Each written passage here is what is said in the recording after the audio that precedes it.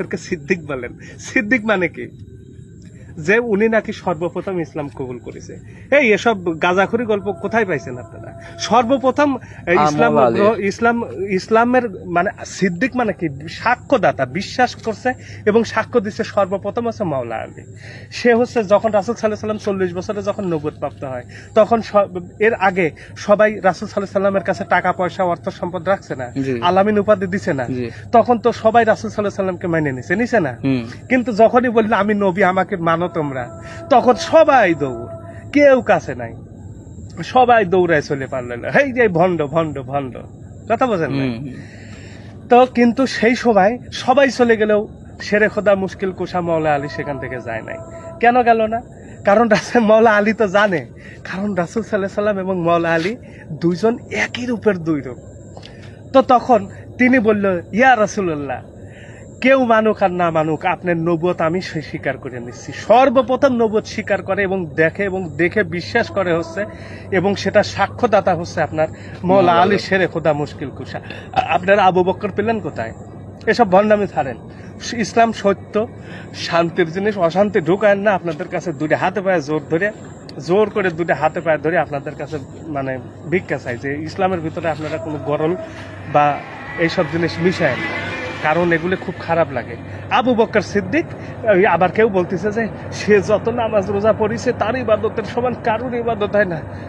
সে কত বছর বয়সে নিছে, ইসলাম গ্রহণ করছে রাসূলের হাতে হাত দিয়ে। ইতিহাস জানেন না কিছু না, আন্দাজে একজনের কাছে সিদ্দিকে আকবর বানা দেন আবু বকর সিদ্দিক। এইসব জিনিস ছাড়েন, এইসব ভাওতাবাজি ছাড়েন, কারণ প্রথম সিদ্দিক আকবর হচ্ছে শেরে খোদা মাওলা আলী মুশকিল কুশা। আপনারা আবু বকর সিদ্দিক বানাই দিচ্ছেন। এগুলি আসলে বিশাল বড় ভণ্ডামি। আর এইগুলি আসলে আমাদের মতো সাধারণ মানুষের দোষ না। দোষ কাদের? এই যে আব্দুল ওয়াহাব নজদি, আবুল আলা মদুদি, নাসির উদ্দিন আলবানি, বাদশাহ সৌদ, আব্দুল আজিজ ইবনে সৌদ, এরা এইসব গরমিলগুলো করছে।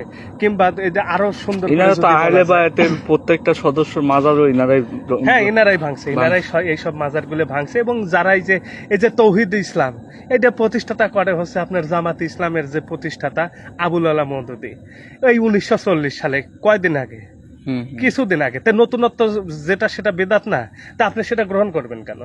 ইসলামের দল পাইলেন কোথায়? ইসলামের দলে আমরা অমুক দল ওয়াহাবি ও অমুক সালাফি তৌহিদি এই কওমি, এই 1940 সালে আবুল আলা মদুদি। আর একটা দেখেন, এই 1940 সালের পরে, 1 বছর পরে 1941 সালে তাবলিগ জামাতের প্রতিষ্ঠাতা ইলিয়াস সাহেব, ইনি হচ্ছে এই দিল্লির নিজামুদ্দিনে হচ্ছে সর্বপ্রথম এই তাবলিগ জামাত প্রতিষ্ঠা করে। 1 বছর আগ এই দুটো জিনিস প্রতিষ্ঠিত হলো, তাবলিগ জামাত আর জামাতে ইসলাম। তা আসলে কি বলবো, এই যে নতুনত্ব যে জিনিস সেটাই তো বেদাত। আপনারা এর চেয়ে যদি পারেন আবু জেহেলকে মানেন। আবু জেহেলকে মানা ভালো, কারণ আবু জেহেল হচ্ছে রাসূলের বংশের লোক ছিল, এবং সে কিন্তু এই যে আপনারা যে সৌদির যত ক্ষমতাধর লোক দেখেন, এই যে সর্বশেষ খেলাফতের ধারা অনুযায়ী ইমাম হুসাইনকে কতল করার পরে ইসলামের খলিফা কে হয়? ইসলামের খলিফা হয়েছে ইয়াজিদ ইবনে মুয়াবিয়া, অর্থাৎ ওই আপনার আবু সুফিয়ানের জারজ সন্তান যে মুয়াবিয়া, তার হচ্ছে ছেলে ইয়াজিদ।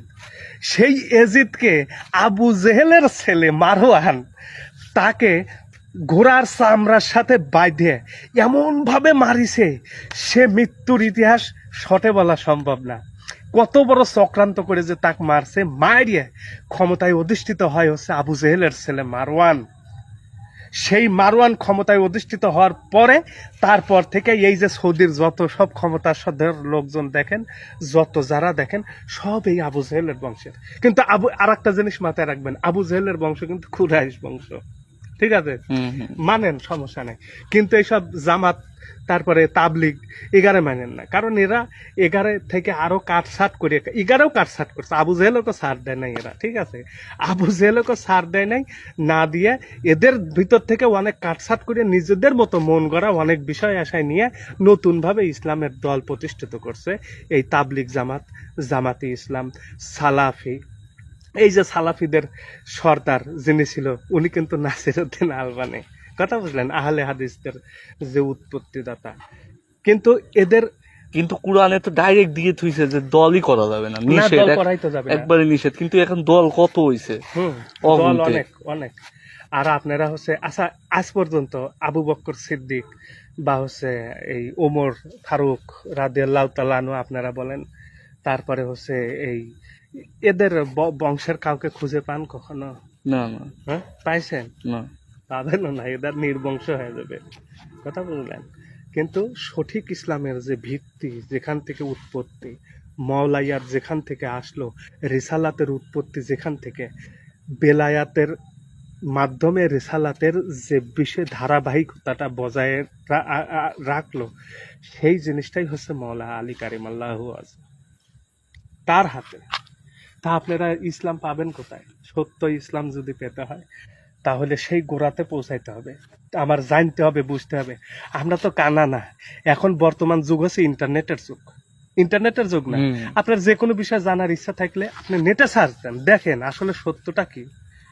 আপনি 1941 সালে তাবলিগ জামাত প্রতিষ্ঠিত হয়েছে, আর আপনাদের ওরা এমন ভাবে ব্রেন ওয়াশ করছে, সেই ব্রেন ওয়াশে আপনারা মুগ্ধ হয়ে আরে জান্নাতে যাব, স্বর্গে যাব, কি আরাম আয়েশে থাকবো। স্বর্গে একটা মানুষ যাবে এরকম আয়াত কোরআনে কোথাও নাই যে ইনসান স্বর্গে যাবে, জান্নাতে যাবে, মানুষের জন্য জান্নাত প্রস্তুত করেছে, এরকম আইন একটাও নাই। আপনি পরিষ্কার ভাবে সূরা ফজরটা দেখেন না, লাস্টে কি বলতেছে, ইয়া আইয়ুহাতুন নাফসুল মুতমাইন্না ইরজিলা রাব্বিকা মাতাম ফারদিয়া ফাদখুলি ফি ইবাদি ওয়াদখুলি জান্নাতি। আরবি বলেছি, ভুল হবে পারে, হবেই, কারণ আমি বাঙালি। আমি আরবি কেন বলতে যাব, এর বাংলা অর্থটা বলি, যে হে প্রশান্তময় আত্মা। কাকে বলতেছে এখানে? নাস বলছে, ইনসান বলছে, কাকে বলছে? আত্মাকে, নফসকে বলছে। প্রশান্ত, তাও আবার কোন নফস? প্রশান্তময় নফস। কোরআনে নফসকে চারটে নামে ডাকা হচ্ছে। নফসে মুলহেমা, নফসে আম্বারা, তারপরে হচ্ছে নফসে মুতমাইন্না, আর একটা হচ্ছে নফসে লাউহেমা। তো এই যে মুতমাইন্না হচ্ছে উচ্চ স্তরের নফস। এই নফসটা একমাত্র, এই নফসটা যাবে হচ্ছে জান্নাতে। এর ব্যতীত এই তিনটে যে আরো নফস আছে, এই নফসগুলো জান্নাতে যাবে না। নফস হলো প্রাণ, আমার ভিতরের যে বিষয়বস্তু, যে আমাকে কথা বলায়, সে যাবে জান্নাতে। আমার হাত পা চোখ নাক কান কেউ জান্নাতে যাওয়ার অধিকার রাখে না, সম্ভবই না। এই যে কিছুদিন আগে এক হুজুরের কাছ থেকে শুনলাম, সে ওয়াজে বলতেছে যে দাউদ আল্লাহ সাল্লাম না মুসা আল্লাহ সাল্লাম না কোন একটা নবী, সে নাকি আজরাইলকে বলছে, আজরাইল তুমি আমাকে একটু যদি স্বর্গটা দেখাইতে, তার সাথে খুব বন্ধুত্ব ছিল। পরে হচ্ছে স্বর্গে গেছে, তখন হচ্ছে জুতা পায়ে দিয়ে নাকি স্বর্গে চলে গেছে। এখন জুতা পায়ে দিয়ে স্বর্গে গেছে, ঠিক আছে, ভালো কথা, জান্নাতে গেছে জুতা পায়ে দিয়ে। পরে এখন আজরাইল বলে যে তুমি আসো, আমি তোমাকে আবার নিয়ে যাই। বলতেছে যে জায়গায় আসার জন্য আমরা এত কষ্ট করি, সেই জায়গায় যখন চলে আসছে আমি আর যাবো না। এই যে দেখেন কি সুন্দর ভানুয়াট একটা গল্প, যেটা কোনো নবীর সময়কালে কি জুতো ছিল? আচ্ছা, জুতা না হয় আসছিল, চামড়া দিয়ে বানায়, নাহলে গাছের ছাল বাকল দিয়ে বানায়, জুতা মুতা আসছিল, বানাইছে, ঠিক আছে, সেই জুতাই পরেছে, সেই জুতা গায়ে দিয়ে জান্নাতে গেছে। কিন্তু এটা কি কোনো কোরআনের আয়াত? বলেন, এটা হচ্ছে মানুষের মুখের গল্প, গাল গল্প। তা আসলে খেলাফত, মাওলাইয়াত, এটার গুরুত্ব অনেক বেশি।